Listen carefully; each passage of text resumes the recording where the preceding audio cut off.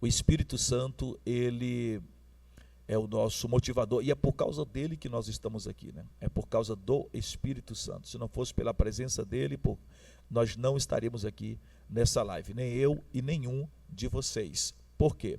Porque o Espírito Santo é quem fez com que todas as coisas, né, acontecessem como aconteceu. Por exemplo, por que nós estamos aqui essa noite? Estamos aqui porque nós somos conhecedores da Bíblia e queremos conhecer mais ainda, porque conhecemos Cristo, aceitamos Jesus. Por mais que uns que estão aqui ainda não entregaram a sua vida a Cristo, mas de alguma forma eles creem em Deus, creem em Jesus. Por isso que você está aqui, porque você de alguma forma já ouviu falar de Deus, ouviu falar de Jesus, ou aceitou Jesus, ou mesmo que ainda não é cristão, ou já está distanciado, outros nunca foram, mas de alguma forma já ouviu falar de Deus, estão aqui por causa de Deus. Mas como é que você conheceria Deus? Você não conheceria se não fosse por causa da Bíblia, que nos trouxe esse conhecimento, né, de Deus até nossos dias. E essa Bíblia que nós temos hoje não seria possível se Jesus não tivesse morrido na cruz do Calvário, porque até a morte de Cristo nós tínhamos somente os livros até Malaquias, de Gênesis a Malaquias, e esses livros não eram acessíveis a nós, porque nós somos os gentios. O que é isso? Quem não é judeu é gentil, então nós somos gentios. Esses livros eram acessíveis somente para o povo israelita. Por mais que já tivesse um livro que nós chamamos de escrituras,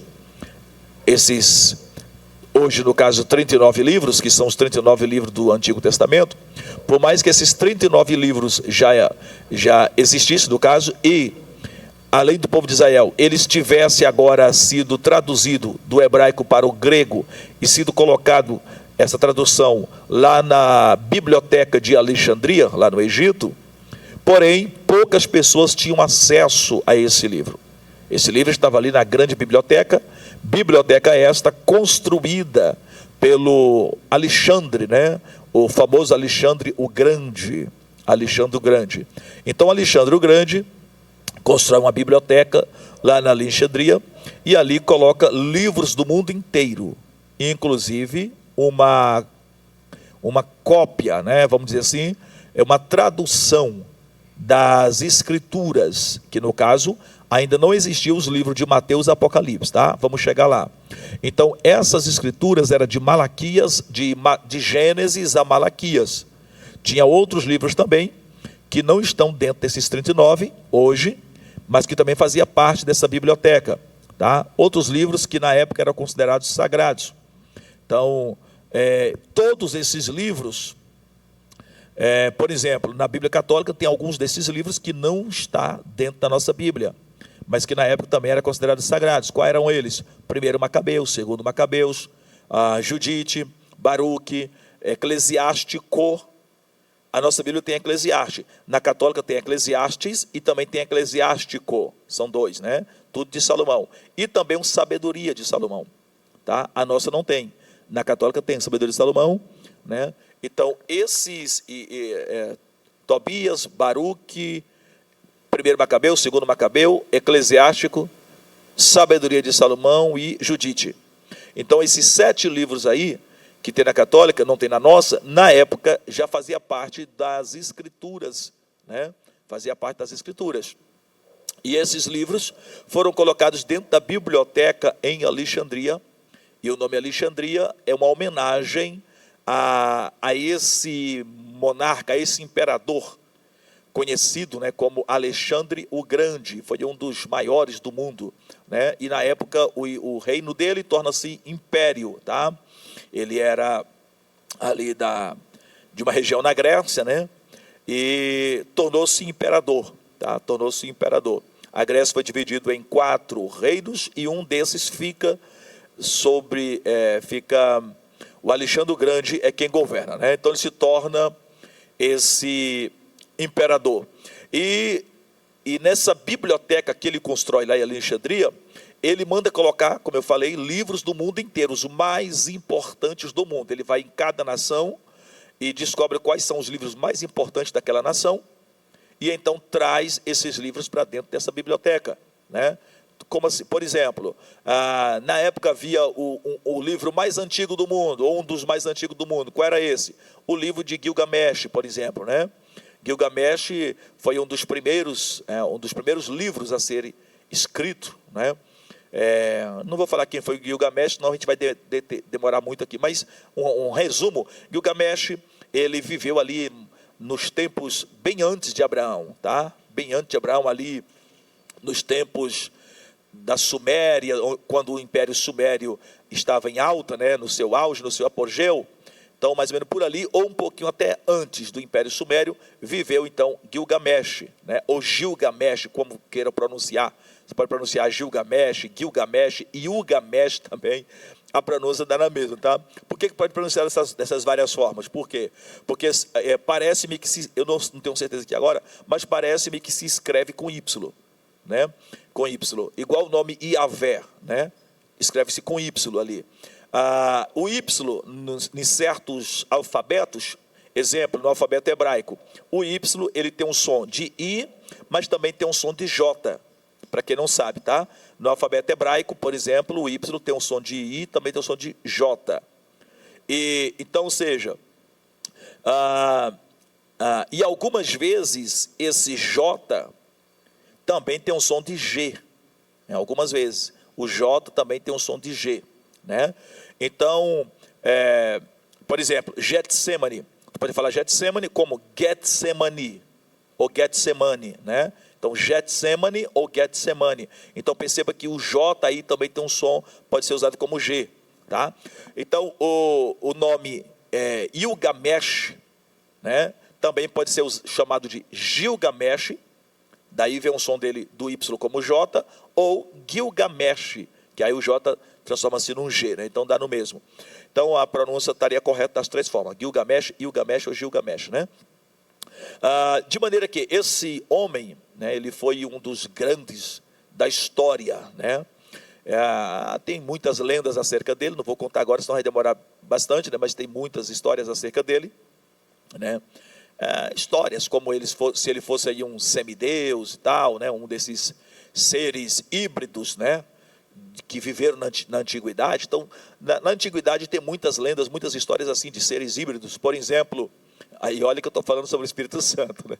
Eu vou chegar no Espírito Santo, por que nós estamos aqui. Aí eu vou falando uma coisa puxando para outra, né? Aí eu entendo que quando eu puxo para outra, aquela outra é importante vocês conhecerem para aumentar o teu nível de conhecimento, tá? Não é proposital. Por exemplo, eu não preparo nada disso, eu não preparo falar disso aqui, tá?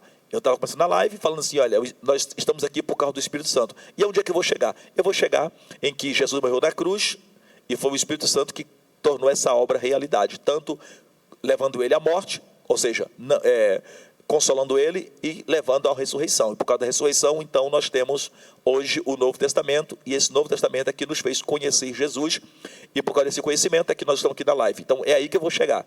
Já estou logo adiantando onde é que eu quero chegar. Mas aí eu estou falando sobre o que nos levou a conhecer Jesus, que foi a Bíblia. E aí, para falar da Bíblia, eu falei sobre os livros antigos do Antigo Testamento. E para falar sobre o Antigo Testamento, eu falei que nem todo mundo tinha acesso a essas escrituras. Poucas pessoas. E das poucas pessoas era a nação de Israel. E aí falei que tinha algumas nações que tinham acesso. E dentro dessas nações era, no caso ali, o Egito, com a sua grande biblioteca na cidade de Alexandria. Então, para falar dessa biblioteca, aí eu falei sobre os livros que foram colocados nela, né? Então perceba que de uma coisa eu vou puxando para outra, porque eu vou me lembrando de uma coisa e uma puxa para outra, e quando chega na outra eu percebo que é um assunto interessante para eu falar com vocês, para vocês aprenderem também. Então perceba que não é apenas uma história que eu estou contando. Nessa história, eu quero levar você a ter conhecimento. Então, por exemplo, agora você já está sabendo mais ou menos quem era Gilgamesh. Então eu vou levando você a ter conhecimento. Quando eu chego nesse assunto, eu ia dar só uma pinceladazinha, falar sobre que lá tinha vários livros, aí dei exemplo deles. Exemplo, o livro de Gilgamesh. Aí quando eu chego nesse exemplo, aí eu me lembro, isso aqui dá para o pessoal ter um conhecimento um pouco a mais da história, né? Aí eu começo a aprofundar mais na história, né? Por isso que eu, só explicando esse detalhe. Então, por exemplo, na biblioteca de Alexandria tinha vários livros, né? Eram milhares de livros. Dentre esses tinha os livros mais antigos. Então é isso aí. O livro de Gilgamesh era um dos mais antigos. Aí para falar desse livro eu falei pouquinho sobre Gilgamesh, né, que era uma espécie de um semideus, ou seja, ele era rei, ele era um grande imperador, né, um grande rei, reinava com muito poder, com muita autoridade, tá? Tinha um reino muito sólido, um reino muito bem estruturado, e nações do mundo inteiro o temia, apesar de que nessa época quase não tinha nações, né? Todo o povo se concentrava muito próximo ali, né? É mais ou menos lá por aquela época ali, nos tempos um pouquinho antes da famosa Torre de Babel, por ali assim, um pouquinho depois, mas mais ou menos por aqueles tempos, né? Então, por ali é que provavelmente viveu, né, Gilgamesh, por aqueles tempos ali. Tempo esses que já dá para termos as primeiras escritas. Então ele foi um rei grande, né, bem destacado, e muitos o consideravam como uma espécie de semideus, né? Isso aí é lenda, tá? Não tem nada comprovado, são apenas lendas. Que ele viveu, isso é fato, de fato ele viveu, e muitos o tinham como um semideus. O que é um semideus? Um semideus, olha, não estou ensinando sobre isso, eu estou apenas ensinando a história, e não dizendo que isso existe. Deixa bem claro, tá? Para ninguém ficar criticando depois aí nos comentários. O que é um semideus? Um semideus é como se fosse uma mistura de Deus com humano. É um ser híbrido, mais ou menos assim, tá? Mistura de um Deus com humano. Então, na época, acreditava-se que deuses poderiam se relacionar com os humanos. E, mais uma vez eu digo, não estou ensinando que exista ou que existiu. São lendas, tá? O que é uma lenda? É uma história que ninguém pode comprovar, mas vale ser citada para nosso conhecimento. É bom você conhecer. É bom você conhecer de tudo. Isso eleva o teu nível de conhecimento. Você vai bater papo com alguém que acredita nas lendas, ele vai conversar com você e tu vai ficar perdido. Tu não sabe nem mesmo como se defender. Então é bom você conhecer até mesmo para poder não ficar perdido em certos assuntos. Certo? Tem gente que fala assim, mas o que importa é só a Bíblia. Tá, mas vai ter pessoas que vão conversar com você e você vai achar que vai dar um show de Bíblia nelas, e elas vão conhecer de Bíblia, vão conhecer de mitologia grega, vão conhecer de mitologia nórdica, vão conhecer da mitologia céltica, vão conhecer da mitologia romana, mitologia egípcia, de histórias, né, da China, cultura chinesa, da cultura hindu. Aí tu não sabe falar nada disso, né? Alguém chega para você e fala assim, não, mas o Brahma, Vishnu, Shiva, né? Krishna, Arjuna, tu não sabe nem o que é isso. Então tu fica perdido. Então são coisas que tem que conhecer, tá bom? Falei agora aqui sobre os deuses lá da mitologia hindu, né? Que os hindus acreditam, né? Que o povo da Índia ali, uma crença que a mitologia hindu, que a crença hindu, melhor dizendo, acredita nisso aí, tá? Então, quando você conhece tudo isso, é melhor para você bater papo, dialogar com alguém e não ficar, entre aspas, não ficar por baixo.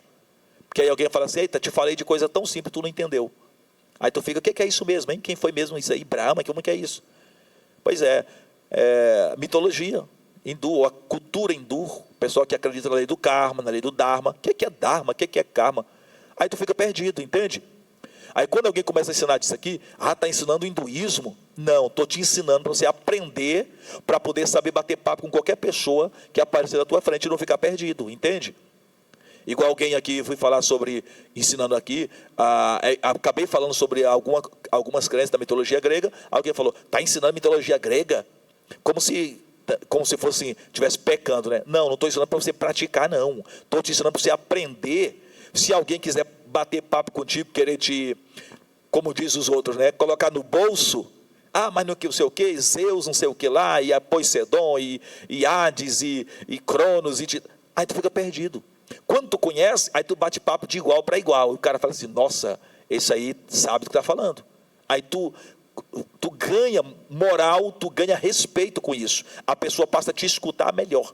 E é mais fácil agora para você colocar tuas ideias. Quais ideias? De que Cristo é o Salvador, Cristo é quem salva, porque a pessoa passa a te escutar agora com mais respeito, porque ela sabe que você não está falando por falar, você está falando de coisas que você conhece, que o teu intelecto é evoluído e avançado, entendeu? Então é por isso que a gente tem que aprender essas coisas, tá? Então, como eu vinha falando sobre os livros que estavam na Alexandria, e eu falei que dentro desses livros tinha os livros da Bíblia e também vários livros de todas as nações do mundo, os mais importantes, e dentre eles, aí eu citei o livro de Gilgamesh, aí eu falei que era Gilgamesh aqui, né? Gilgamesh era, como eu falei, uma espécie de semideus para eles, tá? Que nós acreditamos ou não, tá? Era o que eles criam, e reza a lenda assim. que era uma espécie de um semideus, ou seja, era um rei, um homem que era fruto de uma junção, de um relacionamento, né? De um relacionamento, melhor dizendo, entre um Deus e um ser humano, tá? Então, e essa crença havia muito nos tempos antigos. Que, por exemplo, os gigantes, a crença de todas as pessoas é que os gigantes era um ser que nascia de um relacionamento de um Deus com um ser humano. Tá? Por exemplo, a Bíblia fala, lá no livro de Gênesis, ela dá pista sobre isso.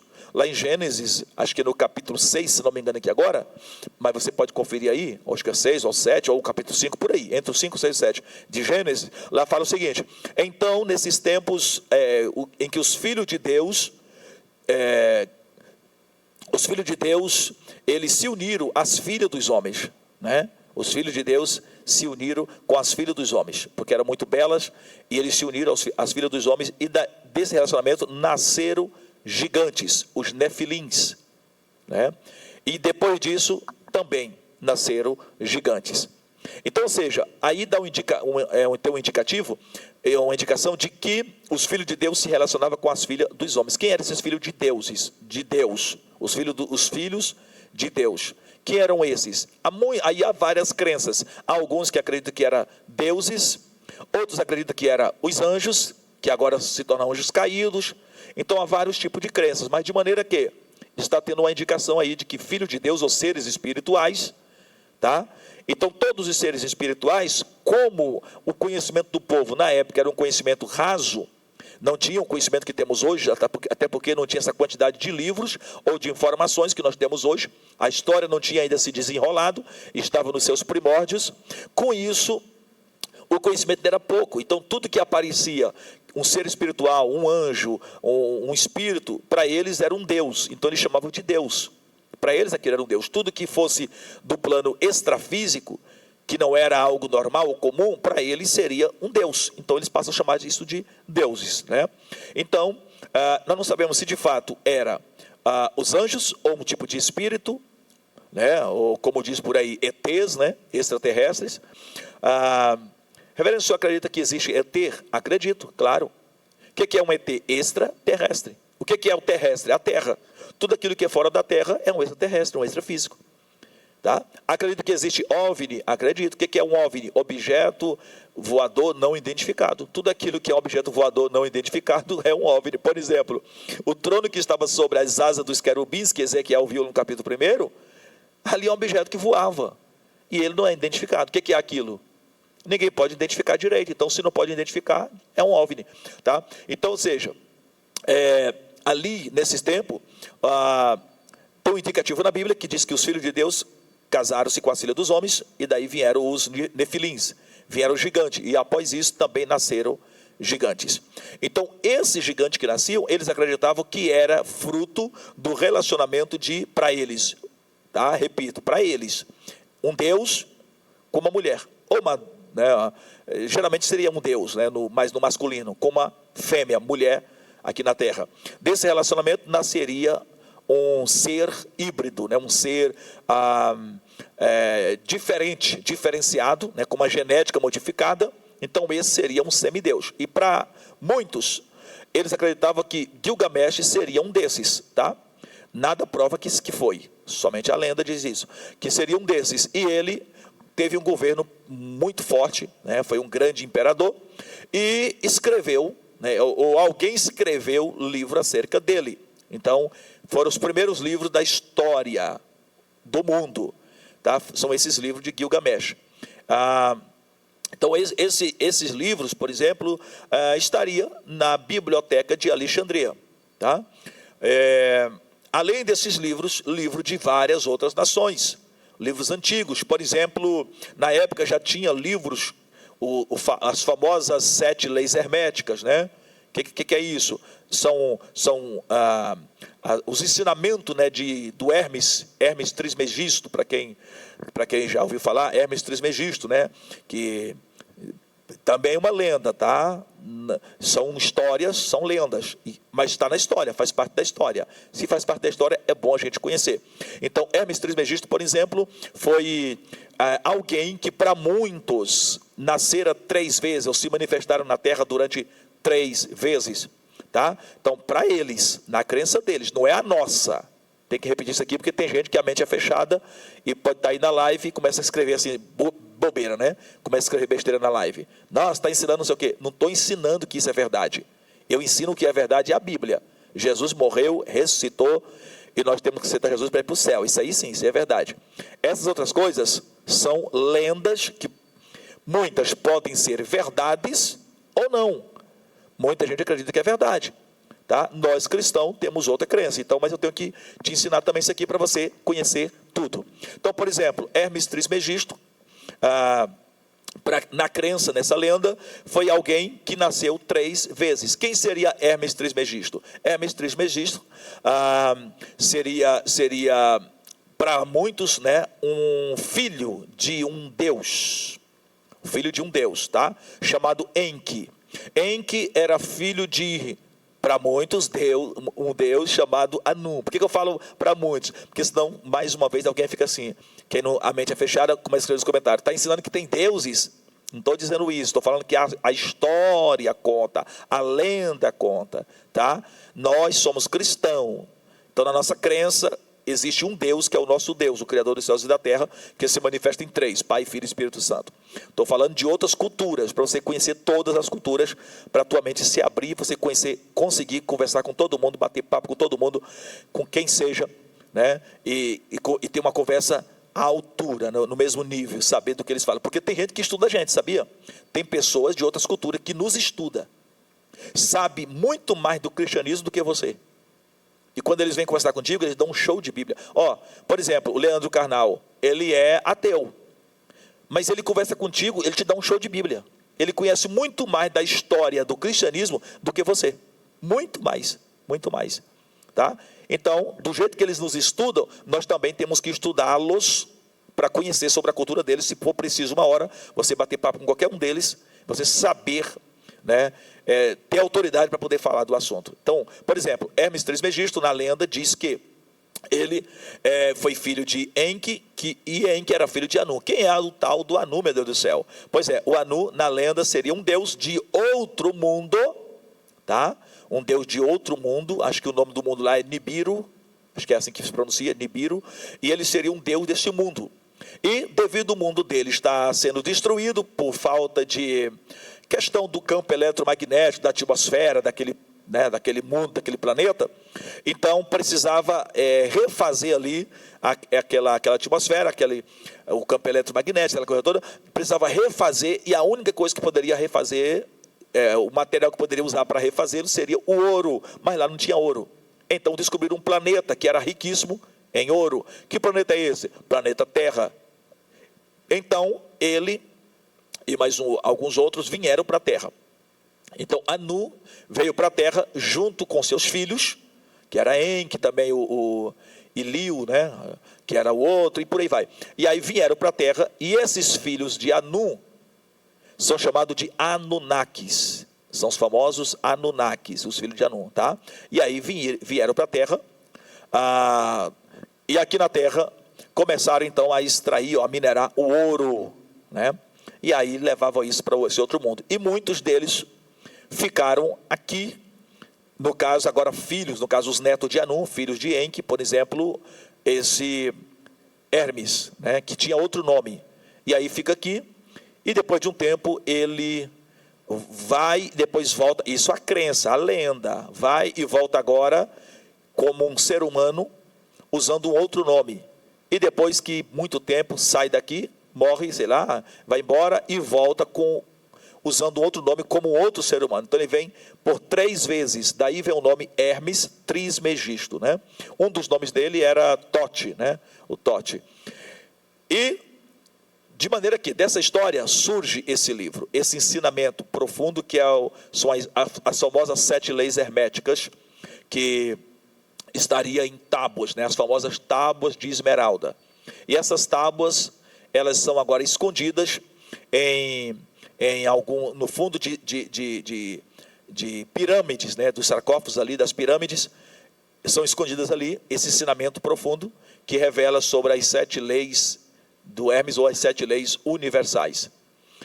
Por exemplo, uma dessas leis fala sobre que tudo aquilo que está embaixo é como que está em cima. Inclusive, são leis que, de certa forma, você vai encontrar depois elas dentro da Bíblia. Por exemplo, a Bíblia fala que as coisas da terra são figura das coisas que estão no céu, não é assim?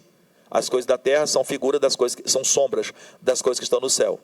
Então, de certa forma, o que ele fala tem uma certa base depois com a Bíblia. E detalhe, isso foi escrito antes do Novo Testamento, tá? Isso aí foi escrito aí há mais ou menos há uns 2.000 anos ou mais, 3.000 anos ou mais, né? Antes de Cristo. Essas leis, né? Então, nelas tem algumas coisas que nós vamos encontrar depois nas Escrituras, né? Tipo, o que está em cima é como o que está embaixo. E a Bíblia fala, as coisas da terra são figura das coisas do céu. Lá também ele fala sobre a lei da semeadura, usando uma outra palavra, que é a lei de causas e efeito, né? Então, que a famosa lei da semeadura é a mesma coisa, causa e efeito. Toda causa gera um efeito. A Bíblia fala o quê? Tudo que eu me plantar, isso também ele ceifará. Então, tem algumas coisas que existem lá dentro que nós vamos ver depois sendo reproduzida na Bíblia, tá? Então, assim, esses livros, ou esse livro, né? Provavelmente ele estava dentro também da biblioteca em Alexandria. Então, estou aqui dando um exemplo de livros antigos, tá? Nessa biblioteca haviam livros antigos, como esse, né? Livros antigos, de outros livros, né? Também da cultura egípcia, com certeza, até porque Alexandria estava dentro do Egito, né? Está dentro do Egito, e com certeza haviam vários livros antigos da cultura egípcia, da cultura suméria. Para quem não sabe, a Suméria é uma das primeiras, ou a primeira civilização, né? A Suméria, então ali os sumérios, acadianos, são os primeiros a serem civilizados. Na Suméria surge a primeira escrita, para quem não sabe também. Quando foi que isso aí? Bem antes de Abraão, tá? Bem antes de Abraão. Então ali surge a primeira escrita. Como que era a primeira escrita? A primeira escrita era chamada de cuneiforme. Por que cuneiforme? Porque era uma espécie de cunhas que eles usavam para poder escrever. Era uma espécie de símbolos. Não era igual hoje, A, B, C, D. Não, eram símbolos. Aí gravava esses símbolos em tábuas de barro, de argila. E aí gravava aqueles símbolos naquelas tábuas. E quem aprendia a ler os símbolos. Via um determinado símbolo, sabia que aquilo significava uma palavra.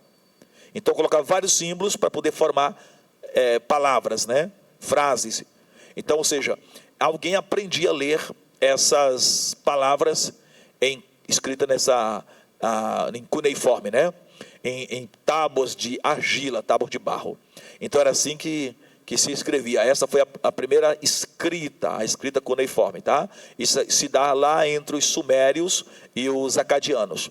E então daí começam a surgir os primeiros livros. Com certeza desses livros, claro que agora não mais em tábuas, mas depois passam a ser escritos em papiros, tá? O que é um papiro, reverendo? Papiro são casca de árvores, tá? Pegavam árvores, não todos, mas tipo de árvores específicas, e tirava ali a casca, preparava tudo bem preparado, aquela casca da árvore, e dali faziam os famosos papiros, né? Gabriel, acho que chegou lá fora, buzinou lá fora. Então, dali surgia, só um momentinho, irmãos, para aí.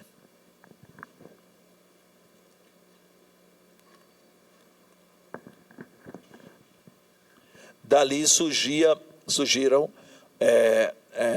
esses papiros, né? Que era para quê? Para poder neles escrever. Eram os livros da época, tá? Os papiros, eram os rolos, que depois, lá no futuro, lá na frente, veio ser substituído pelo pergaminho. Então, o pergaminho já é pele de animal, né? Peles de animais. Então, por exemplo, pele de ovelha, de outros animais, se fazia o pergaminho, tá? Pegava a pele ali, fazia o pergaminho para nele escrever, tá? Escrevia nele com pena, molhava a pena na tinta, né? E escrevia nos pergaminhos. Mas os pergaminhos só veio surgir depois, lá na frente. Antes era o papiro. Então o papiro era uma espécie de pergaminho, só que era um rolo também, só que ao invés de ser feito de pele de animais, eram feitos de casca de árvore, tá? Os papiros, e escreviam nesses papiros. nos tempos em que Alexandre o Grande coloca os livros na biblioteca de Alexandria, já não era mais os papiros, ali já era o pergaminho, tá? Então ali eram pergaminhos, que eram os livros, né? Os pergaminhos. E então, dentre esses livros, com certeza estavam vários livros antigos da cultura suméria, né? Da cultura egípcia, vários livros do Egito, vários. Então, o Egito tem livros muito antigos, né? Tem lá o famoso livro dos mortos, lá do Egito, livros que contam a história de cada um dos deuses. O Egito era um país, uma nação que cultuava vários e vários deuses, né? Da onde vem essa cultura de cultuar, esse ritmo de cultuar deuses, né? Da onde vem isso? Tudo isso aí começa, para quem ainda não sabe, lá na Grécia, tá? Então, muitos dos deuses que era cultuado no Egito, na mitologia, vieram da Grécia. Por exemplo, mais uma vez eu quero repetir para quem chegou na live agora, não estou ensinando que você tem que praticar isso. Estou te trazendo um conhecimento geral para aumentar o teu nível de conhecimento.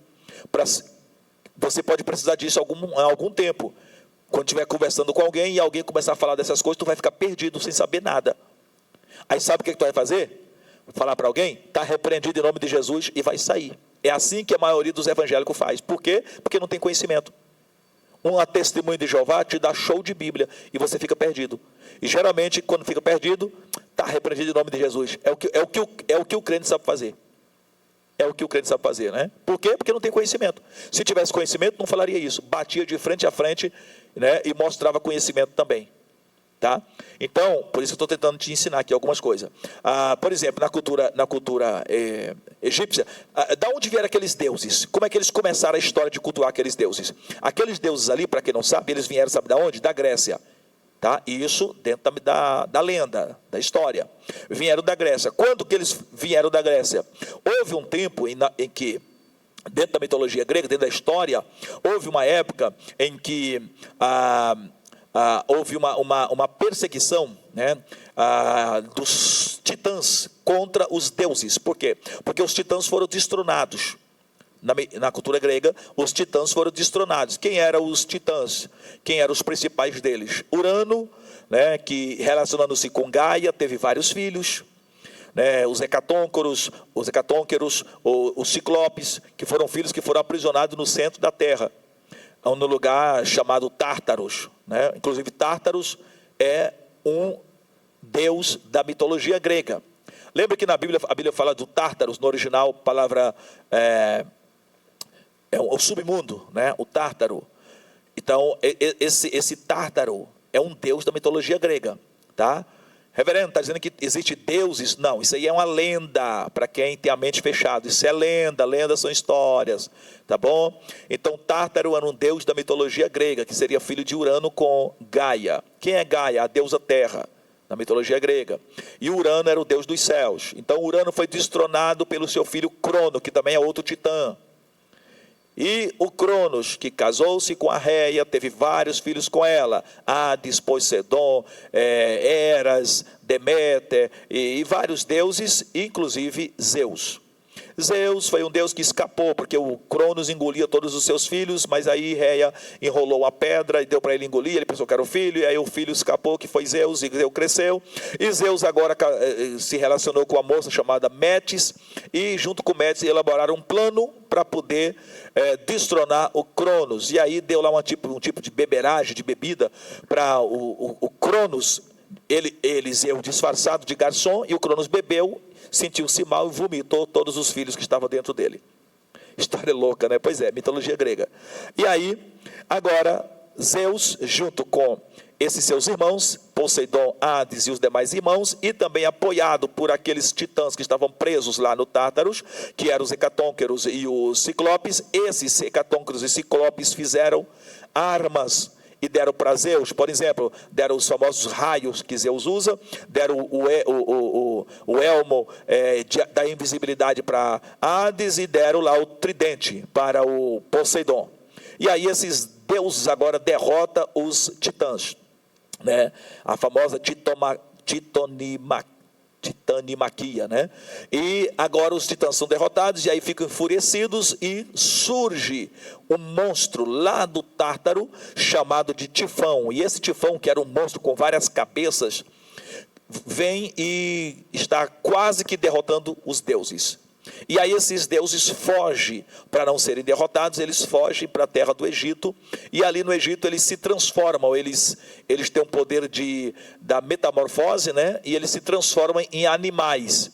E agora eles se transformam em cachorro, em boi, em vários tipos de animais, ali no Egito, eles ficam transformados, tá? Em animais. E aí os egípcios, quando vêem esses animais, né, e esses animais eram poderosos, começaram a cultuar esses animais e chamá-los de deuses.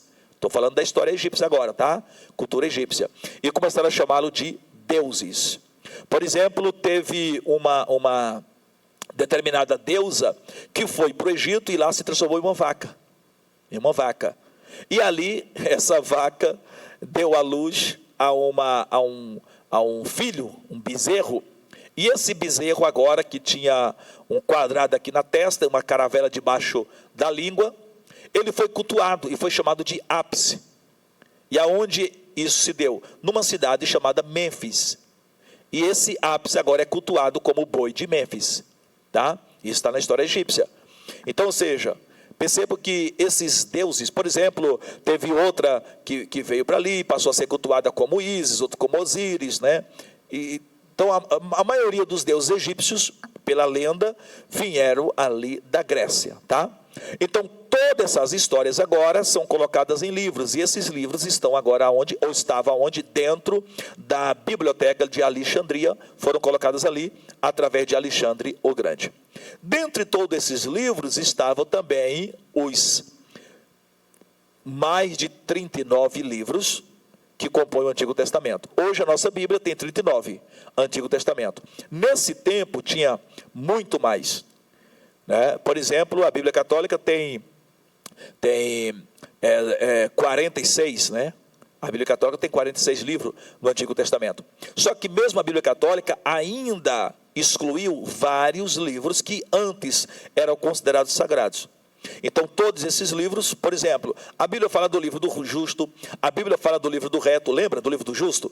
Lá em Josué capítulo, se não me engano, Josué capítulo 6, capítulo 10, é por ali assim, acho que Josué 6 e 10, uma coisa assim, quando fala sobre o sol e a lua parar, lá a Bíblia fala assim, então Josué orou e disse, sol, detente em Gibeão, e tu, lua, no vale de Aijalon. Então o sol parou,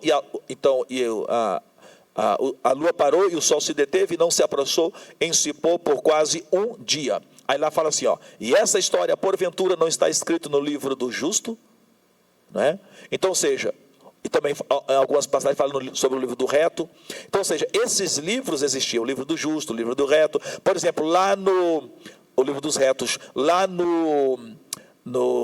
tanto no livro de Reis, ou também no livro de 2 Samuel, lá fala sobre as crônicas de Natã, né? Lá fala, porventura isso também não está escrito nas crônicas de Natã? Então, era outro livro também, considerado livro sagrado. Tem também o livro de Enoque, também era considerado livro sagrado. Por exemplo, Judas escreve. Judas lá, que é o penúltimo livro da Bíblia, né? Antes do Apocalipse é o livro de Judas. E quando eu falo Judas, não é o Judas Iscariotes. Eu tenho que explicar os detalhes, por quê, irmão? Porque eu sei que a maioria de vocês tem a mente evoluída, já conhece a Bíblia. Pastor, eu já sei que Judas ali era outro, mas pode ser que tenha outro aqui que não conhece a Bíblia direito. Aí pensei, gente, mas Judas Iscariotes escreveu o livro, está na Bíblia, a gente vai ler o livro dele, aceitando ele como de fato um homem de Deus, sendo que ele traiu Jesus. Então eu tenho que explicar. O Judas que escreve o livro da Bíblia não é o Judas Iscariotes. Aquele se escafedeu, ele se matou, suicidou-se. Então ele já foi. Quem é o Judas que escreve aquele livro antes do Apocalipse? Quem é aquele Judas? É o irmão do Senhor, irmão de Jesus, tá? É um dos irmãos de Jesus. Lembra que Jesus tinha irmãos? Lembra que chegaram alguém e falou assim, olha Jesus, aí fora está a tua mãe e os teus irmãos, e querem falar contigo. Lembra? Pois é, Jesus tinha irmãos. É tanto que lá em outra passagem nos evangelhos, lá fala o seguinte, Não é esse o filho do carpinteiro, Jesus de Nazaré, e não estão aqui conosco seu pai, sua mãe e seus irmãos, e não são seus irmãos, aí fala o nome deles, Judas, José, acho que é Simão, Salomé, um monte de irmãos lá, né? Então, ou seja, Jesus tinha irmãos, e esse Judas é um dos irmãos de Jesus, Judas, Tiago, né? Judas, Tiago, tudo mais. Então, esse é um dos irmãos de Jesus, tá? Judas é um irmão de Jesus, Tiago também. Houve vários Tiagos na Bíblia, para quem não sabe, tá?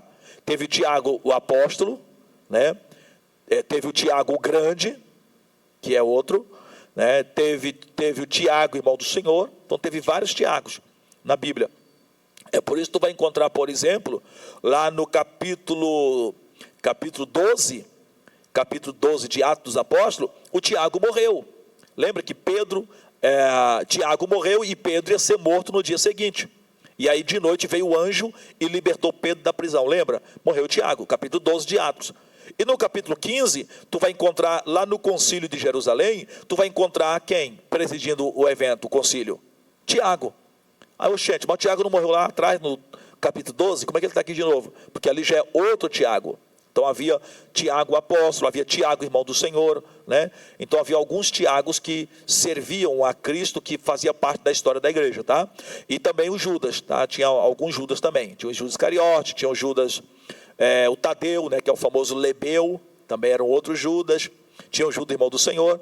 Então esse que escreve aqui é o Judas irmão do Senhor, que escreve o penúltimo livro da Bíblia, o livro antes do Apocalipse. O que é que ele escreve? Dentro das suas escritas ele fala assim, ó: deste quem? De Jesus. Deste também profetizou Enoque, o sétimo depois de Adão, dizendo: é vindo o Senhor com milhares de seus santos. Então Judas está dizendo o quê? Que Enoque profetizou acerca de Jesus. Profetizou o quê? Enoque profetizou assim, ó: é vindo o Senhor com milhares de seus santos. Como é que Judas descobriu isso? Judas leu em algum livro. Que livro é esse? O livro de Enoque. Então Judas leu esse livro e agora está citando uma parte da escritura do livro de Enoque. Então, ou seja, o livro de Enoque até então era considerado um livro sagrado, um livro que relatava eventos futuros, como no caso do Senhor vindo com milhares de seus santos. Esse evento vai se dar quando? Lá no Apocalipse, quando, no capítulo 19, lembra? Apocalipse 19, quando fala, eu vi o cavalo, o Senhor montado sobre o cavalo branco, e seguindo ele vi o exército celestial montado em seus cavalos. Aí descreve Jesus ali, né? Os olhos como chama de fogo, cabelo branco como a lã branca, diadema sobre a cabeça, uma espada aguda saía da sua boca, o rosto brilhava como o sol, a roupa comprida até os pés e o nome escrito Rei dos Reis, Senhor dos Senhores. Pois é, aquele evento ali, que é o evento que vai se dar após a grande tribulação, que na verdade é aquilo ali que conclui a grande tribulação, que é a famosa batalha do Armagedon, uma batalha que vai se dar no Vale do Megido, que vale é esse? É um vale entre o Monte das Oliveiras, né? E ali o Jordão, ali a região do mar. Então, nesse lugar ali, é uma planície chamada Vale do Megido, ou Armagedon, que se dará a última batalha. Então ali o Senhor vai vir, com quem? Com o exército dele, com os milhares de seus santos. Ou seja, Enoque viu isso. E aí Judas está escrevendo isso, dizendo assim, ó: deste profetizou Enoque, é vindo o Senhor com milhares de seus santos. Então o Judas está dizendo que o Enoque profetizou. E como é que ele descobre isso? Até porque Judas não conversou com Enoque, porque Enoque viveu o quê?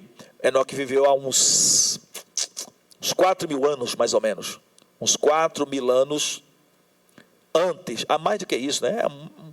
Entre 4 a 5.000 anos antes de Cristo, viveu Enoque. Então, como é que Judas sabe disso? Pelos livros. Então, havia livros de Enoque em que nesses livros citavam essas profecias, essas histórias, tá? Então, nessa biblioteca de Alexandria estaria também esse livro, ou os livros, porque há quem diga que foram muitos livros que Enoque escrevera. Há quem diz que Enoque escrevera 365 livros, Tá? Há quem diga isso.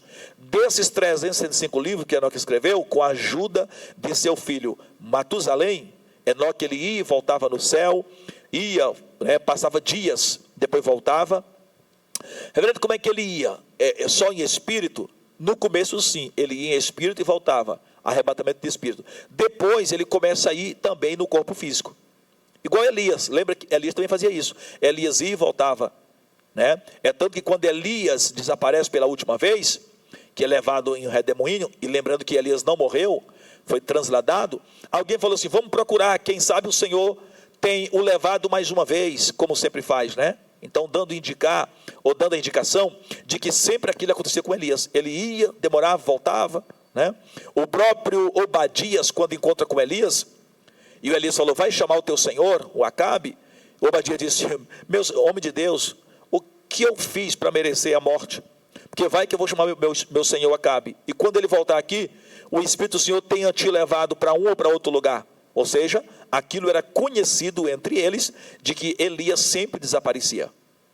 Então Enoque, ele tinha essas experiências também, sempre desaparecer, sumia. Isso, a história diz que demorava às vezes anos, tinha vezes que demorava alguns dias, aí ele voltava. E quando ele voltava, ele trazia revelações do que ele viu no céu, no mundo espiritual. Às vezes demorava meses, até ano. Aí ele voltava de novo e contava o que ele viu. O que é que o senhor viu, pai? Aí ele contava para Matusalém, e então eles escreviam isso, colocavam isso em livros, né?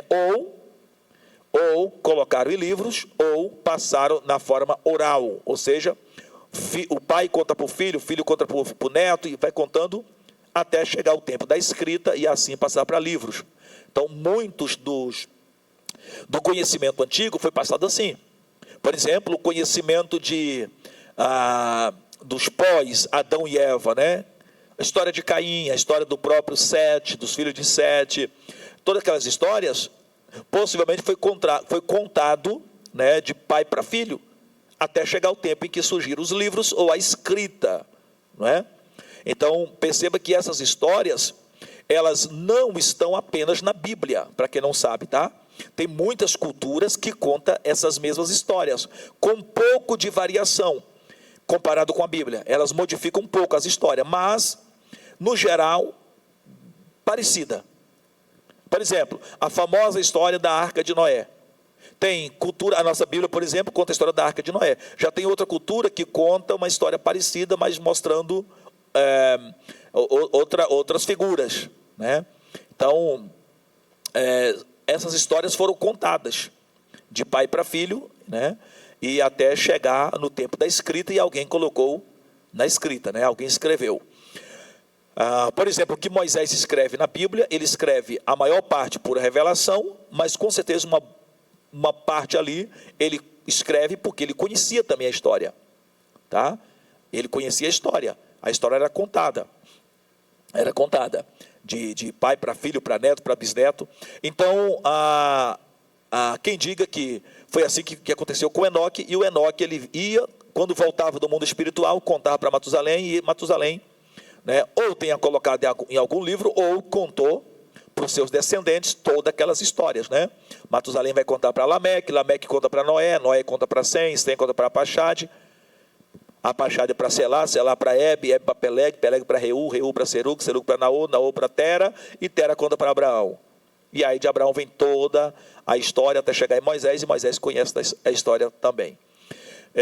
E essas histórias é contada depois de Noé, por exemplo, os seus 3 filhos, Sem, Cão e Jafé.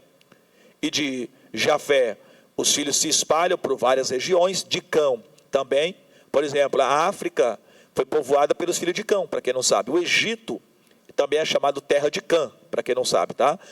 Foram os filhos de Cão que povoou aquela terra. Canaã, a terra de Canaã, também foram os filhos de Cão.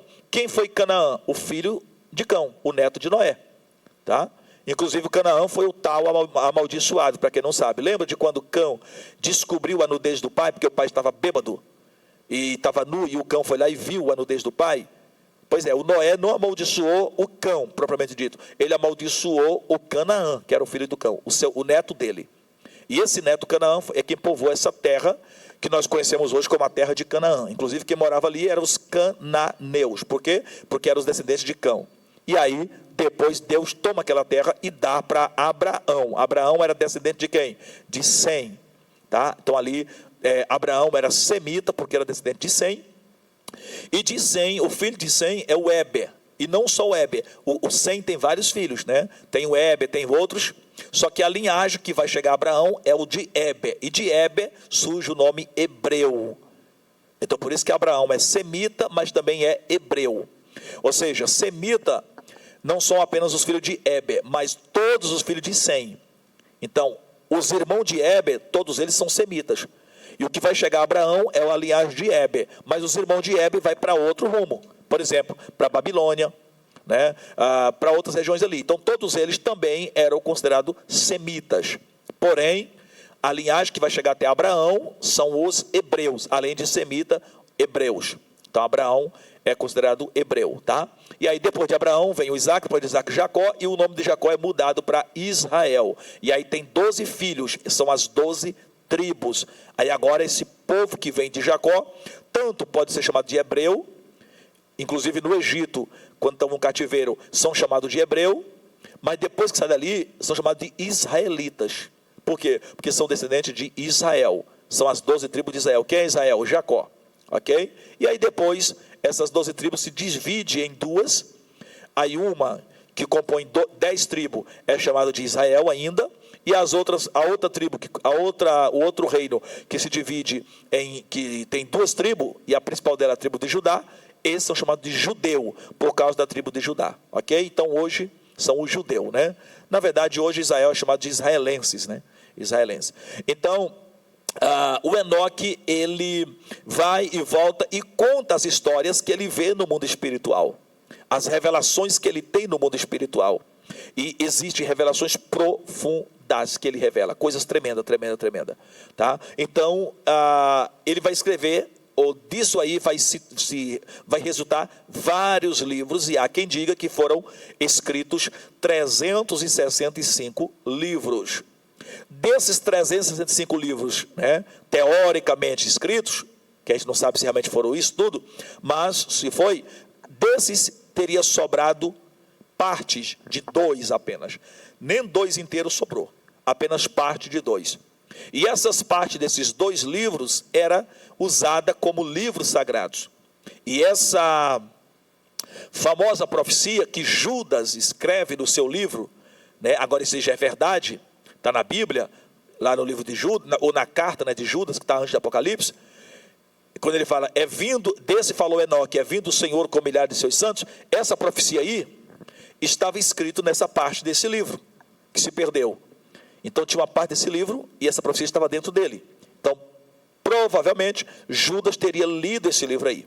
E aonde esse livro estava? Fazia parte dos livros sagrados do Israel. E esse livro, com certeza, também estaria dentro da biblioteca, da grande biblioteca de Alexandria.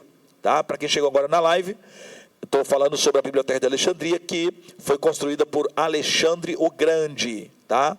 Lá no Egito, uma cidade que foi dada esse nome em homenagem a ele, cidade de Alexandria, e nessa cidade foi colocada ali, foi construída ali uma biblioteca, e colocado livros do mundo inteiro dentro dessa biblioteca. Eram milhares de livros, milhares. E dentro desses livros estavam os livros sagrados do judeu, né, que na época ainda podia ser chamado de israelita. Aliás, ali já era judeu, porque ali já é pós o exílio babilônico.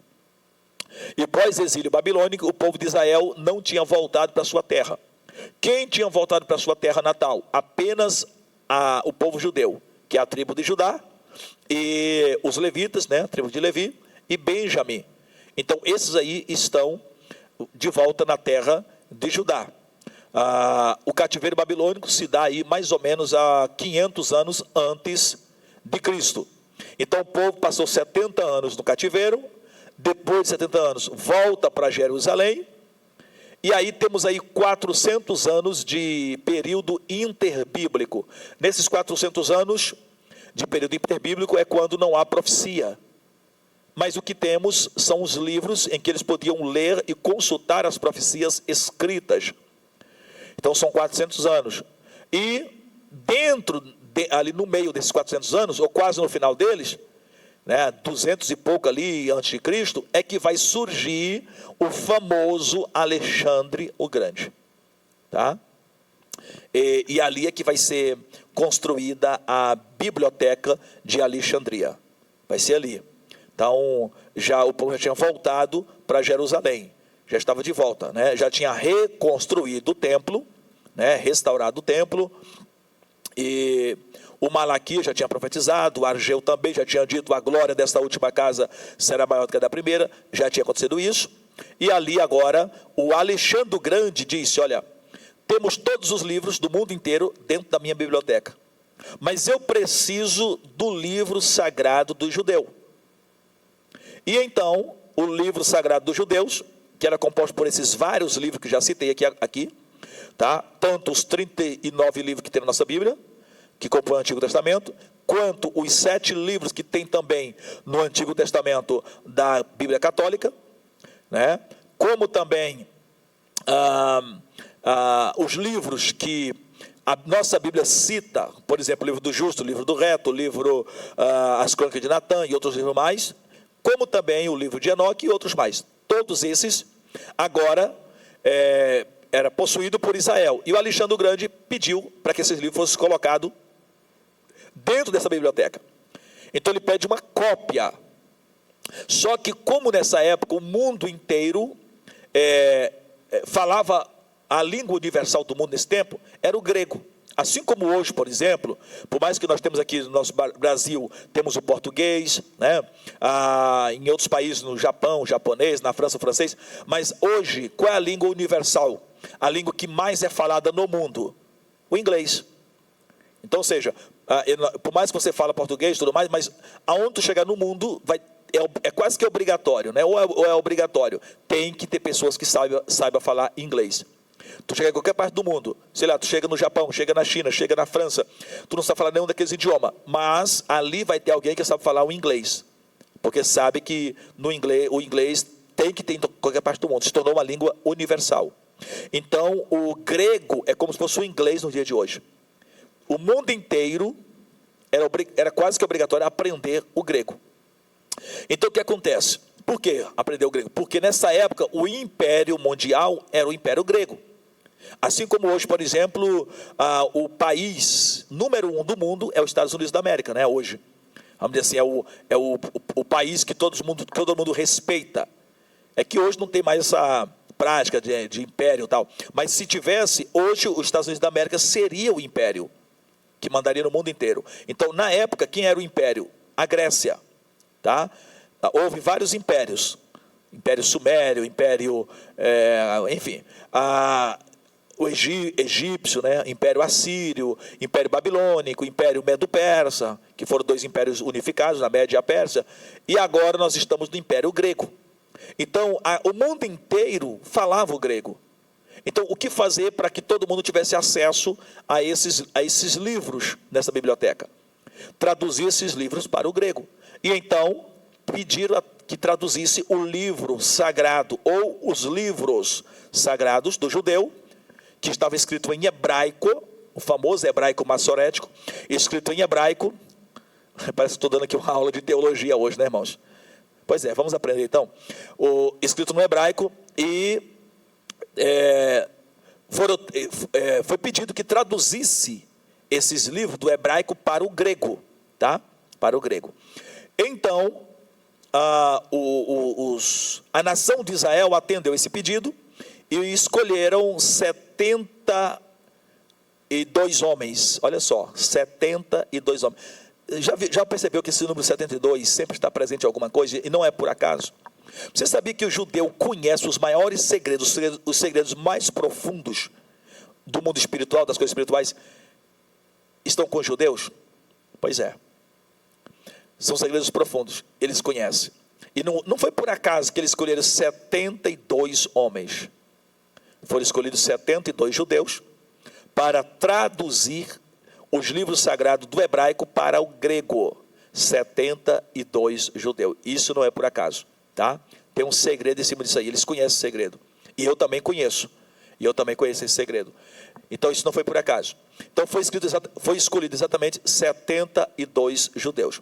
Aí devido ser escolhido 72, aí desse número 70, está na casa dos 70, daí vem o nome Septuaginta. O nome Septuaginta deriva de 70, tá? Então daí vem o nome Septuaginta. Então essa tradução da Bíblia, das Escrituras, do hebraico para o grego, é chamada de Septuaginta. Então essa Septuaginta é colocada dentro da biblioteca de Alexandria. Tempos depois, essa biblioteca vai ser queimada, vai ser destruída, né? Mas a cópia dessas escrituras tinha sido salva, e depois vai ser traduzida do grego para o latim, que aí é a famosa Vulgata, que é a tradução que nós temos hoje, né? Aliás, hoje nós temos já traduzida do latim, depois foi para o inglês, né, para o alemão, e aí foi passando de tradução para tradução, até chegar aqui o nosso português, né? Então, no nosso português nós temos hoje a tradução da tradução, da tradução, da tradução. Aí chega tudo meio que um pouquinho distorcido, né? Mas a história é essa. Então, falando de tudo isso, para quê? Porque no começo da live eu comecei falando sobre o Espírito Santo. E aí, através desses livros, que são as Escrituras, que nós conhecemos Jesus, e é por essa razão que nós estamos aqui. Se não fosse o conhecimento, nós não saberíamos quem foi Jesus. Se não tivesse essa Bíblia, esses livros sagrados, nós não saberíamos das profecias que apontavam para Cristo, nós não saberíamos quem foi Jesus, nós não saberíamos que Ele morreu pelos nossos pecados, nós nunca ficaríamos sabendo que nós temos que aceitar Jesus, que nos convertemos a Cristo para irmos para o céu. E quem é que está por trás de tudo isso? Espírito Santo. O Espírito Santo. Aí eu falei no começo da live, nós só estamos aqui por causa do Espírito Santo. Só estamos aqui por causa do Espírito Santo. Porque Ele é quem esteve no controle e ainda está de tudo isso. Ele foi encaixando todas as peças. Os livros, aqui, livro acolá, livro ali, livro sagrado daquilo, e foi encaixando, e esse aqui aponta para a profecia tal, esse aqui aponta para tal, até chegou em Jesus. Quando chega em Jesus, quem é que unge Jesus e o capacita para pregar e realizar todas aquelas obras? O Espírito Santo. Jesus entrou na sinagoga e disse: o Espírito do Senhor está sobre mim, pelo que me ungiu. E ungiu para quê? Para pregar aos mansos, pôr em liberdade os que estão em prisão, dar vista ao cego e anunciar o ano aceitável do Senhor. Quem leva Jesus a curar os enfermos, expulsar os demônios? O Espírito Santo. Ele falou: se eu expulso os demônios pelo Espírito de Deus, então é chegado a vós o reino de Deus. Quem leva Jesus a resistir e não negar a cruz? O Espírito Santo. Porque Jesus poderia muito bem ter negado. Ele poderia muito bem ter recuado. Ele poderia muito bem ter dito: olha, não vou morrer na cruz e acabou.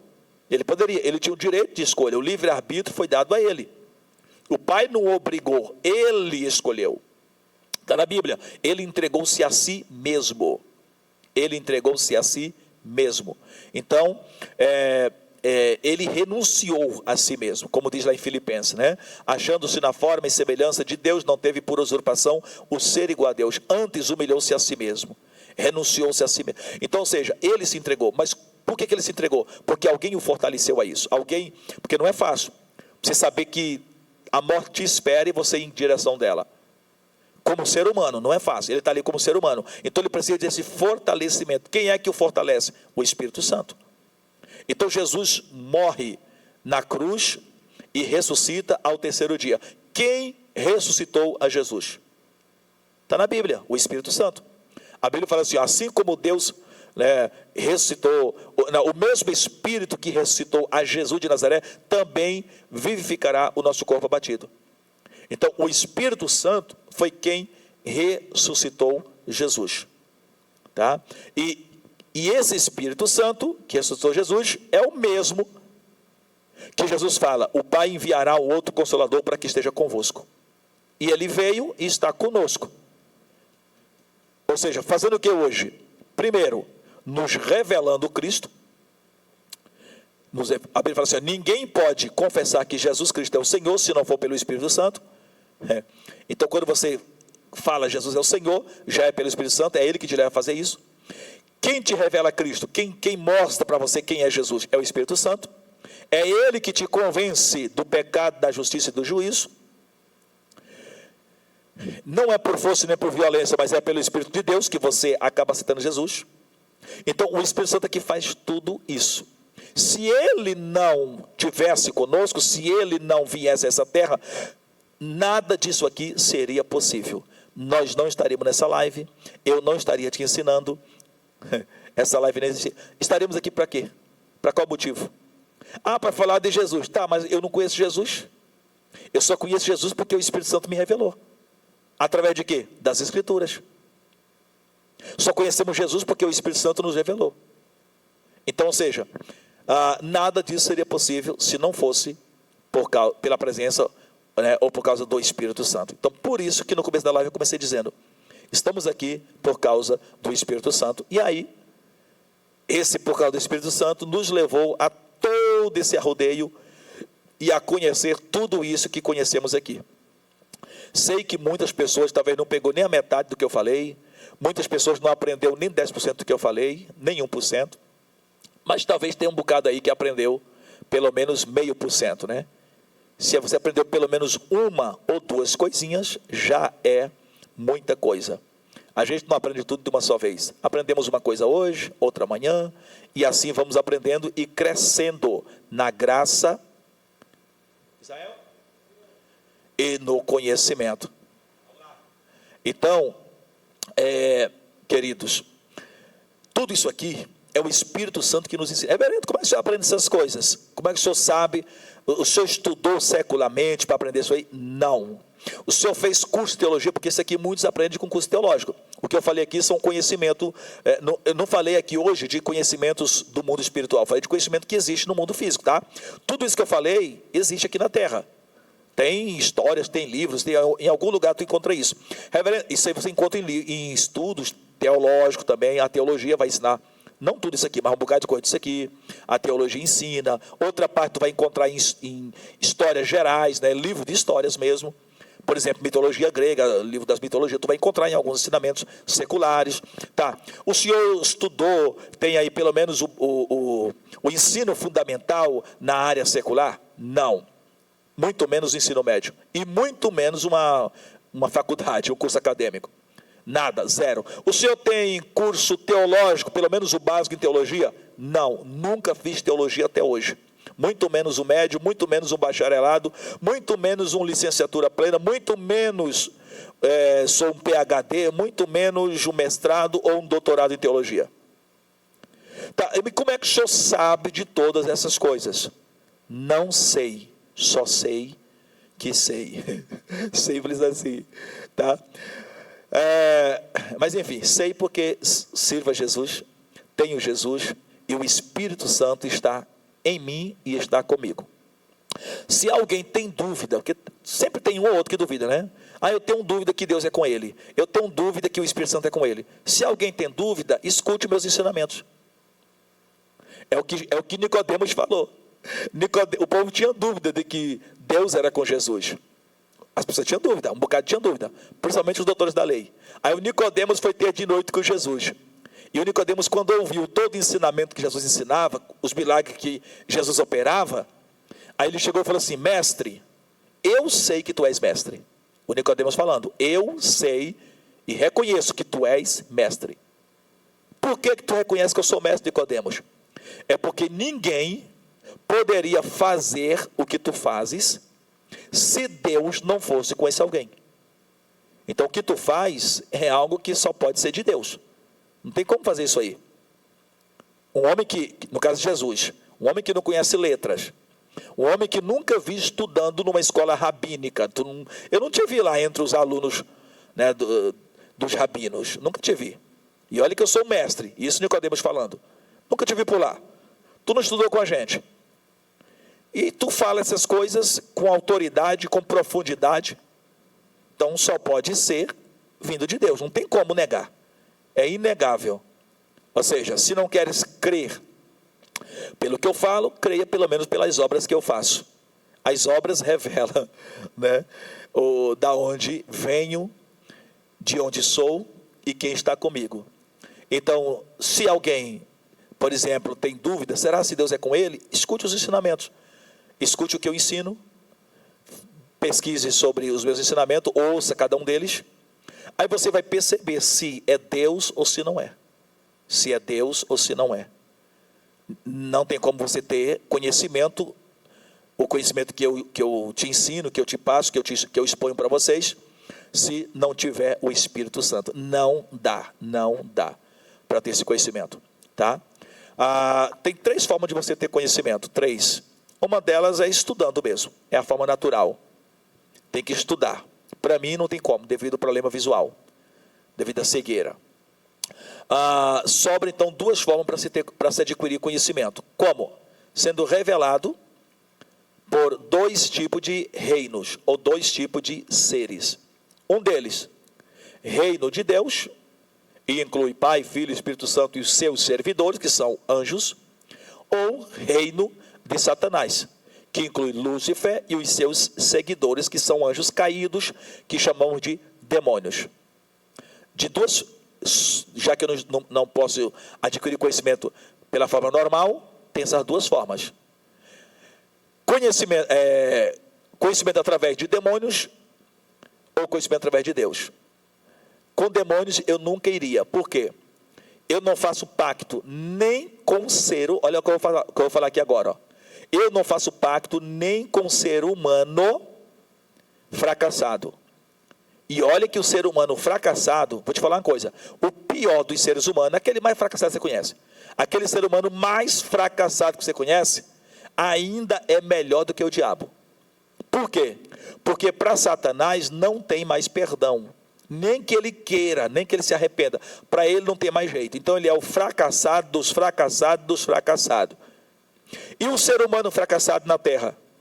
O pior ser humano da terra? Para ele ainda tem jeito. Mesmo na hora da morte, se ele se arrepender, aceitar Jesus, ele é salvo. O ladrão na cruz roubou, pintou e bordou, na hora da morte disse: Rei, lembra de mim quando entrar no teu reino. Se arrependeu. Jesus disse: ainda hoje estarás comigo no paraíso. Então olha só, olha o que eu disse. O ser humano, o pior ser humano da terra, o mais fracassado, ele é melhor do que o diabo ainda. Porque para ele ainda tem jeito, para o diabo não tem mais. Eu não faço pacto nem com ser humano fracassado. Se eu perceber que um ser humano é fracassado, eu não faço pacto com ele. Eu não faço uma aliança com ele. Por quê? Porque ele vai me puxar para o fracasso. Tem um ditado assim, ó: diga-me com quem tu andas e direi quem tu és. Então, desde que eu passei a meditar nisso aí, e entendi que esse não é apenas um ditado popular, mas tem base bíblica. Qual a base bíblica? Provérbios 27, versículo 17. Lá fala o seguinte: assim como o ferro afia o ferro, assim o homem afia o seu companheiro. Ou seja, o ferro afia o ferro, o outro ferro se torna igual ao ferro que o afiou. Assim o homem afia o seu companheiro. De tanto você andar com alguém, vai se tornar como aquele alguém. Quando eu percebi isso, eu parei de andar com gente fracassada. Quando eu percebi isso, eu parei de andar com gente fracassada. Eu não ando. Eu não faço aliança com quem é fracassado. Se eu perceber que alguém é fracassado, eu pulo fora. Eu pulo fora. Não estou falando de alguém que hoje está vivendo a escassez, ainda vive na pobreza, ou vive passando por uma luta, hoje está vivendo. Mas eu percebo que esse alguém tem o potencial, esse alguém está vivendo isso hoje, mas a mente dele é evoluída. A mente dele é aberta. Com isso aí sim, eu faço pacto, eu faço aliança com o ser humano. Mas se eu perceber que é um ser humano, que a mente dele é retrógrada, é uma mente de escassez, de fracasso, de miséria, é uma mente que só pensa em derrota. Eu não consigo, eu não dou conta, para mim não tem jeito, eu nasci para ser infeliz, eu nasci para viver essa vida aqui mesmo de pobreza e de miséria, meus pais são assim, eu vou ser assim até a morte, eu nasci assim, vou crescer e morrer assim. Se eu perceber que o ser humano é desse jeito, tchau, estou indo, eu não fico. Entende? Então, ou seja, eu não faço aliança com o ser humano fracassado. Eu não faço pacto com o ser humano fracassado. E olha que esse ser humano é melhor do que o diabo ainda. Se eu não faço pacto com o ser humano fracassado, eu vou fazer pacto com o diabo, que é o pior dos fracassados que existe? Nunca. Nunca. Tá? Então, se o ensino não vem da área normal, nem com o diabo, da onde vem? Só sobra uma, né? Do Espírito de Deus. Aí com esse sim, eu fiz, tá? Não é que eu vou fazer, eu já fiz um pacto. Eu já fiz uma aliança. E essa aliança é eterna. Oh, glória a Deus. É aquele a quem eu mais amo nesta vida, Espírito Santo. Não tem... Explica. Quando eu falo o nome do Espírito Santo, meu coração ele se alegra. Dá vontade de sair pulando. Oh, glória a Deus. Porque o Espírito Santo é tudo que eu possuo. Eu sou quem eu sou hoje por causa dele. Por causa dele. Eu sei quem eu sou. Eu sei tudo que eu passei. Sei de onde eu comecei. Sei de onde eu vim. Né? E aí chegar... É porque vocês não conhecem a minha história. Vocês conhecem de ouvir ou falar. A minha mãe... Eu acho que ela deve estar pela live. Ela não perde uma live, né? Eu creio que ela não perdeu hoje também, não. O nome dela é Raimundinha Santos. Missionária Raimundinha Santos. Deve estar aí na live. Se ela estiver aí, coloca aí, mãe. Coloca aí. Está aqui, meu filho. Escreva aí na live, nos comentários. A minha mãe, tá? Aquela que me deu a luz, que me gerou, né? A minha mãe, ela é a que conhece, né? Que está dando que eu vim, como é que foi tudo, minha mãe. Tá? Quando eu aceitei Jesus, a primeira vez que eu fui para a igreja, eu fui com minha mãe. Eu fui com a minha mãe, a primeira vez. Eu não era evangélico, não ia em igreja de crente, nem igreja católica. Aí eu fui para a igreja, primeira vez. O que aconteceu? Um dia antes, à noite, né? Um dia antes, eu tive uma experiência. Eu ia me matar. Eu estava com a arma na cabeça, né? Ia tirar a minha vida dentro do quarto, tirar a minha vida. Porque eu estava entrando numa depressão. E o diabo falava na minha mente: olha, ninguém te ama, você nasceu para sofrer, tira a sua vida, enfim. E eu ia disparar a arma contra a minha cabeça. E aí eu escutei alguém dizendo: eu te amo e eu sou Jesus. Então eu não sabia como que era aceitar Jesus, eu não conhecia nada disso. Eu sabia que tinha crente porque sabia mesmo, né? Sabia que existia crente porque todo mundo sabe. Mas eu não ia à igreja de crente, não ia à igreja católica. Eu fui na igreja católica quando criancinha, acho que, eu não me lembro, né? Minha mãe que me levou para poder batizar, né? O batismo da igreja católica, só isso. Mas depois que eu entendi como gente, nunca fui, nem na católica, nem na evangélica. Sabia que tinha, porque lá perto da minha casa tinha igreja, tudo, mas eu não ia. E aí, nesse dia eu entreguei minha vida a Cristo. Do meu jeito, eu falei: Jesus, Deus, no caso, eu falei assim: Deus, a minha vida é tua. A partir de agora, minha vida é tua. E aí, eu morava eu estava em outra cidade nesse dia, né? E ali eu fui para casa da minha mãe. E aí quando foi à noite eu fui com ela para a igreja. A minha mãe estava começando a frequentar, né? Ir para a igreja. E aí fui com ela para a igreja. E nessa igreja eu recebi a oração da confirmação da fé, né? O pastor orou por mim ali na frente. E enquanto ele orava por mim, foi engraçado que enquanto ele orava, as irmãs falavam em línguas estranhas, inclusive minha mãe. Minha mãe já tinha acabado de ser batizada com o Espírito Santo. E aí as irmãs falavam em línguas estranhas ali. E aí eu terminou aquele culto, eu perguntei, né? Eu falei: que idioma é esse? Que língua é essa, né? Aí minha mãe e as irmãs também falavam: línguas estranhas e tal. Mas o que é isso? Tem que ser batizado com o Espírito Santo para falar essas línguas e tal. E eu, pensando que era igual batismo nas águas, né? Porque me contava como é que era o batismo, eu ficava sabendo. E quando é que vai ter um batismo para eu poder ir, para eu falar essas línguas e tal? Aí a minha mãe com as irmãs: não, tem que jejuar e orar e tal, não sei o quê. No dia seguinte eu já comecei a jejuar e orar. No outro dia, já comecei a jejuar e orar. E aí todo dia eu jejuava, todo dia eu orava. Todo dia. Com 15 dias de crente, Jesus me batizou com o Espírito Santo. 15 dias de crente, fui batizado com o Espírito Santo e com fogo. Vocês sabem com quantos dias de crente eu recebi a primeira oportunidade? Minha mãe, vê se ela colocou aí nos comentários, Israel. Colocou? Ela colocou nos comentários aí: minha mãe. Deus abençoe, mãe. A senhora é especial para mim. Minha mãe é a missionária Raimundinha Santos. Ela está sempre, ela não perde uma live minha. Eu não sei quem é a minha fã número 1, se é a minha mãe, se é a minha esposa. As duas. Então, a minha esposa é a bispa Guimara. Então,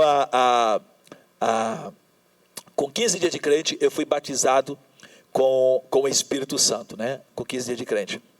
E aí todo dia eu jejuava, todo dia, todo dia. Aí, com 15 dias de crente, Jesus me batizou. Sabe com quanto dia eu tive a primeira oportunidade para pregar? na igreja para falar, para dar uma saudação, com 3 dias de crente. Eu entreguei minha vida a Jesus numa terça-feira, que lá na igrejinha que a gente ia com minha mãe, era culto na terça, na sexta e no sábado, acho que era isso. Aí entreguei a vida na terça, aí passou quarta, quinta, na sexta-feira eu fui para o culto. Ou seja, o segundo culto que eu fui à igreja, eu fui, aí já me deram a oportunidade. Eu me lembro direitinho, minha mãe me ensinou um versículo, para eu poder, ela falou, meu filho, vai chegar um dia que eles vão te chamar na frente, você... Aí me ensinou um versículo. Eu me lembro direitinho qual era o versículo. Salmo 3, versículo 5, acho que é isso. Fala assim, eu me deitei e dormi, e acordei porque o Senhor me sustentou. Aí, na sexta-feira, me disseram, ô jovem, falaram, pode me falar alguma coisa aqui e tal? Eu fui e falei, me deitei e dormi, acordei porque o Senhor me sustentou. Aí, quando foi na outra semana, de novo, me deram a oportunidade, com 30 dias de crente, um mês, mais ou menos um mês de crente, eu tive a primeira oportunidade oficial, para dar uma pregação, né? Falo oficial, mas, assim, era para pregar no culto, no caso, a pregação oficial. Não foi longa, foi uns 15 minutos de mensagem, mais ou menos. Aí, o que eu fiz? Contei minha história, meu testemunho, não sabia ainda pregar nem nada. Contei minha história ali, meu testemunho e tal. Aí, nesse dia, eu já sabia, acho que uns 5, 6 versículos ali, minha mãe me ensinava os versículos, e aí eu citava lá os versículos, eu me lembro direitinho como que era a minha palavra ali, né? Era mais ou menos assim, eu falava assim, olha, Jesus, ele também quer te salvar e você tem que crer nele, porque está escrito, Romanos 10, versículo 11, todo aquele que nele crê não será confundido. Era assim que eu pregava, eu falava uma palavra e falava um versículo, mas falava só os versículos que eu sabia uns 5 ou 6, aí eu falava uma palavra dentro daquele versículo, depois citava o versículo. Era assim que eu pregava, né? E aí, foi assim que começou então a minha história, né? Comecei a minha história ali, e tempo depois disso aí, um tempo depois, eu recebi a visitação do anjo, como eu já falei, já contei vários testemunhos meus.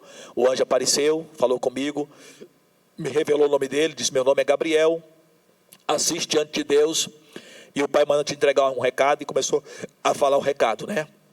Que eu seria, que minha mente se abriria, que meu entendimento ia se abrir, que eu ia decorar livros, desculpe, tem água aqui? Aham. E diz que eu iria decorar livros, capítulos, versículos, histórias da Bíblia e tudo mais, e ia pregar o ponto dos sábios, entendidos ficarem espantados, aquela coisa toda. Então, logo eu comecei a pregar. Sabe com quantos meses eu comecei a pregar fora, em outras cidades? Já em eventos, né? Eventos, não eram grandes eventos, mas já eram eventos, festa das igrejas, congregações, já em outras cidades. Sabe quantos meses? 6 meses de crente. 6 meses de crente, né? Eu e um amigo meu chamado Edivaldo, né? O apelido dele era Pará, né? Edivaldo. Então saiu eu e Edivaldo. Nós gravamos uma fita, lembra, mãe? Lembra que nós gravamos uma fitazinha? Na época era fita, toca-fita.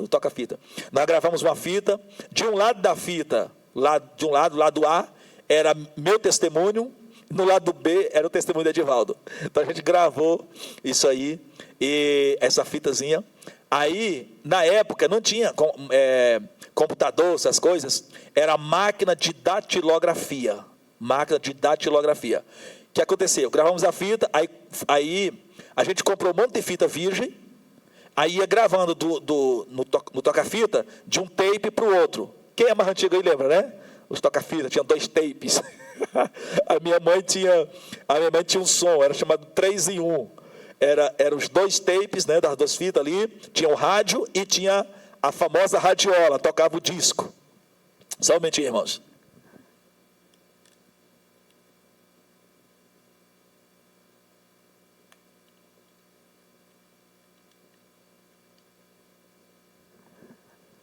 Então ali tinha esse 3 em 1. Aí tinha 2 tapes, a gente gravava, passava a noite inteira na casa da minha mãe, a gente gravando de um tape para o outro, a fita do testemunho, minha e do Edivaldo. Gravávamos, aí o que acontecia? A minha mãe, aí tinha que colocar o tema. A mãe pegava e escrevia nas folhazinhas, né? Recortava as folhas, o tamanhozinho da fita ali e tudo mais. Aí ela escrevia na máquina de datilografar.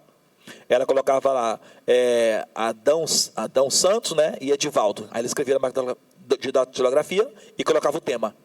Aí a gente pegava aquele papel, recortava, né, folha de chamequim, né, folha de chameque, recortava e colocava lá a fita dentro, pá, né? E aí a gente saía por várias cidades, né, fomos por várias cidades, eu e Edivaldo, chegava nos lugares, nas igrejas, com aquele monte de fita na sacola, chegava e dizia, a gente vai estar aqui fazendo missões e tal, queria pregar no culto aqui hoje. Aí um bocado de pastor, não, a gente já tem pregador, já tem obreiro e tal, não sei o quê. E nem nos convidava nem para entrar, nem perguntava se tinha almoçado. Aí nós dormíamos em banco de praça, banco de rodoviário, passava a noite ali. No outro dia, pegava uma carona com aqueles carros que passavam na estrada, ia para outra cidade, chegava naquelas igrejas, pedia de novo. Aí lá uma outra igreja aceitava a gente, hospedava a gente, à noite a gente pregava, ia oferecer as fitas no final, vendia 2, 3 fitas. E era assim a nossa vida, né? Foi assim que eu comecei o ministério, tá? Lá em 1900 e alguma coisa. Assim começamos o ministério, tá? Então, estou aqui contando isso aqui para dizer para vocês que foi assim que eu comecei e foi aí que veio esse milagre, né, na minha mente. Foi aí que eu aprendi, que eu passei a conhecer por causa dessa experiência que eu tive no mundo espiritual com o Espírito Santo. E de lá para cá ele passou a me ensinar, se tornou meu professor, né? Se tornou meu mestre, meu instrutor, meu ensinador. E o que eu tenho aprendido com ele, como Espírito Santo, eu acho que eu não aprenderia em nenhuma faculdade teológica, em nenhum curso de teologia, em nenhum seminário de teologia, em nenhum estudo, né, de nível acadêmico, eu teria aprendido o que eu aprendi com o Espírito Santo. Por que eu falo isso? Porque aqui, irmãos, eu tenho vários alunos que estudam comigo aqui nos grupos, né, de ensino que eu tenho no WhatsApp. Nós temos grupo de ensino, tem o Mentoria Dimensões, tem também várias pessoas que fazem mentoria comigo, no caso que eu dou mentoria para eles, que são advogados, são pessoas que têm curso acadêmico, tá? Pessoas que têm estudo de nível superior, que estudam comigo, vários e vários e vários. Tem psicólogos, né, filósofos também, que estudam comigo ou que são mentorados por mim. Ou seja, são pessoas que aprendem comigo. Significa o quê? Significa que o conhecimento que eu possuo vai além do que elas adquiriram em uma sala de aula, em um curso acadêmico ou mesmo em um seminário teológico. Então vai além do que elas possuem. São vários e vários pastores, bacharéis em teologia, que aprendem comigo, que estudam comigo, ou dentro do grupo Mentoria Dimensões, ou sendo mentorado por mim, né? Então, eu não teria essa capacidade se não fosse por causa do Espírito Santo. Então, por isso que eu digo, quando eu falo do Espírito Santo, eu devo tudo a Ele, tudo. Então, a Ele a glória, a Ele a honra, a Ele o louvor. E eu quero que você glorifique a Ele também. Adore a Ele aonde você está agora. Exalte o nome dele aí onde você está. Glorifique o Espírito Santo. Honre o Espírito Santo. Não tem nada melhor do que você servir o Espírito Santo, se entregar ao Espírito Santo, se entregar completamente a Ele. E a minha caminhada tem sido essa, a minha trajetória tem sido essa, sempre com o Espírito Santo. Não tem um dia da minha vida que eu não honre o Espírito Santo. Não tem um dia da minha vida que eu não adore o Espírito Santo. Quem me trouxe até aqui foi o Espírito Santo. Quem me colocou aonde eu estou hoje foi o Espírito Santo. Quem me colocou no nível que eu fui colocado foi o Espírito Santo. Então eu tenho toda razão para adorar o Espírito Santo, para glorificar o Espírito Santo, para dizer a Ele que eu o amo mais do que tudo, mais do que tudo, mais do que tudo. O Espírito Santo é tudo na minha vida, tudo. Eu aceito quando alguém me critica, por exemplo. Eu fico feliz com isso? Claro que não, eu fico triste. Quando pessoas me criticam, pessoas falam mal, eu até compreendo também, porque elas não conhecem talvez o que eu conheço, enfim. Então elas falam do que elas não sabem, eu até entendo. Agora, o que me deixa mais triste é quando alguém fala, quando alguém toca no Espírito Santo. Quando alguém fala de algo que eu sei que foi ensinado pelo Espírito Santo.